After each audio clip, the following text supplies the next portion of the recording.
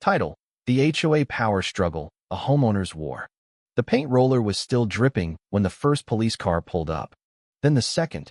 Then the third. I wiped my brow, half expecting a SWAT team to pour out next.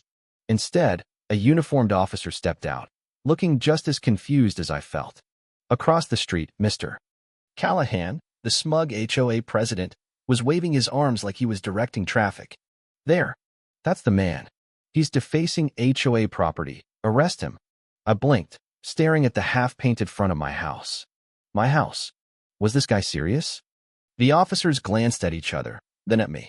One of them, a grizzled cop with the look of a man who had dealt with too much HOA nonsense in his career, let out a sigh. "Sir, do you live here?" "Yeah," I said, gesturing toward the open garage, still filled with moving boxes. "I own this place." "What's the issue?" "He's painting his house an unauthorized color." Callahan snapped, marching toward us like he was about to issue a royal decree. "This is a clear violation of HOA regulations. I demand you make him stop immediately." The officer pinched the bridge of his nose. "Sir, painting your own house isn't a crime." Callahan's face turned red. "It's a violation of community standards. The HOA has strict guidelines. If we let one homeowner paint whatever they want, next thing you know, this place will look like a circus." I bit back a laugh. "It's light gray. Not exactly clown colors." Callahan wasn't listening. "If he won't stop, then fine him. Seize his equipment. Evict him, if necessary." The cops exchanged a look, clearly wondering if they could file HOA drama under actual emergencies. The officer shook his head. "This is a civil matter. If you have an issue, take it up with the HOA board." "Oh, don't worry," Callahan sneered, jabbing a finger at me. "I will." The cops left, likely off to deal with an actual crime. But I knew this wasn't over. Callahan gave me a tight-lipped smile, the kind that promised trouble. I was still holding the paint roller when my neighbor, an elderly woman in a floral dress, shuffled up beside me.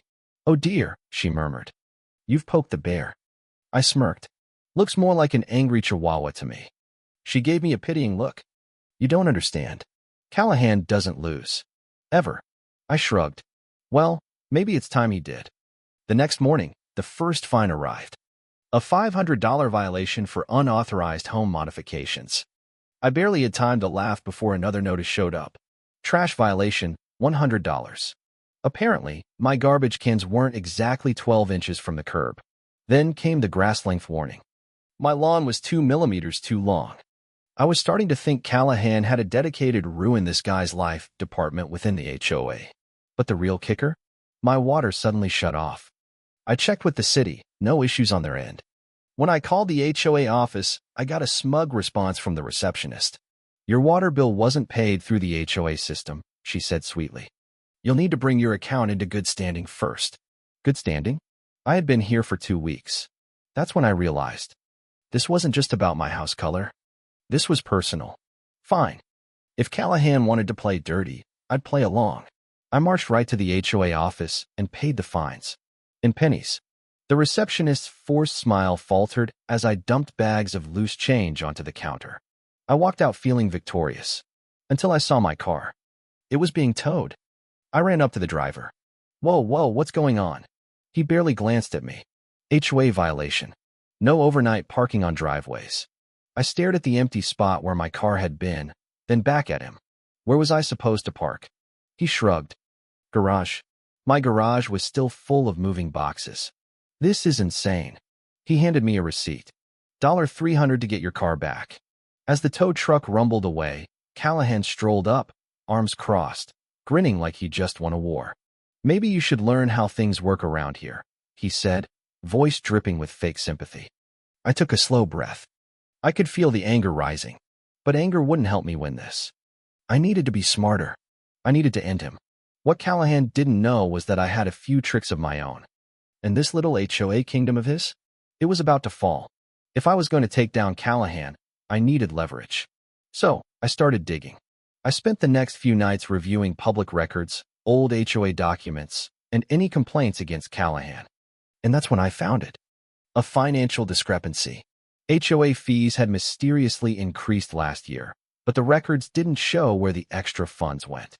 I wasn't the only one who had noticed. A few other homeowners had raised concerns, only to be shut down by Callahan and his loyal board members. Interesting. I decided to have a little chat with my neighbors. It turned out nobody actually liked Callahan. I've been fighting with him for years, said Linda, a retired teacher from down the street. I once got fined because my mailbox wasn't HOA approved. It was identical to my neighbor's. Bob, a local mechanic, chimed in. He towed my truck twice. Do you know what his excuse was? It doesn't fit the neighborhood aesthetic. The more I listened, the more I realized Callahan had enemies everywhere. I heard he's been using HOA funds for personal expenses, whispered one neighbor. Bingo. I took notes, collected statements, and prepared my case. If Callahan wanted a war, I'd give him one.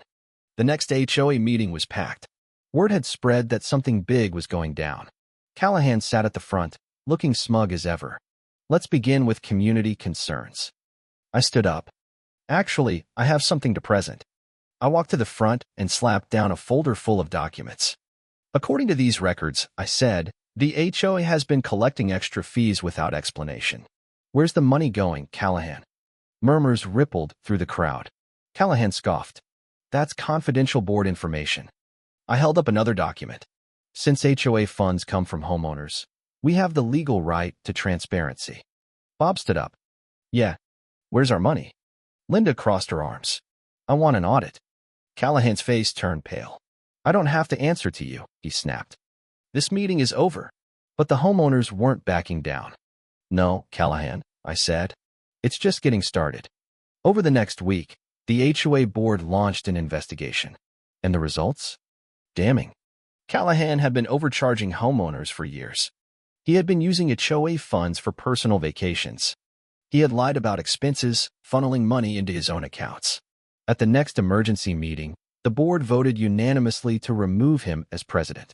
When the final vote was cast, Callahan stood up, red-faced and shaking. This is outrageous, he sputtered. You need me. This neighborhood will fall apart without me. Nobody agreed. I leaned in, grinning. Looks like you're the one who needs to learn how things work around here. And with that, Callahan was gone. The neighborhood celebrated. The bogus fines? Dropped. The illegal towing? Refunded. The extra fees? Returned. And me? I repainted my house, even brighter this time. Callahan eventually moved away, unable to handle the humiliation. As I sat on my porch, watching Jake skate freely in the driveway, my elderly neighbor smiled at me. You did it, she said. You took down the bear. I smirked. More like an angry chihuahua. And with that, the HOA dictatorship was over.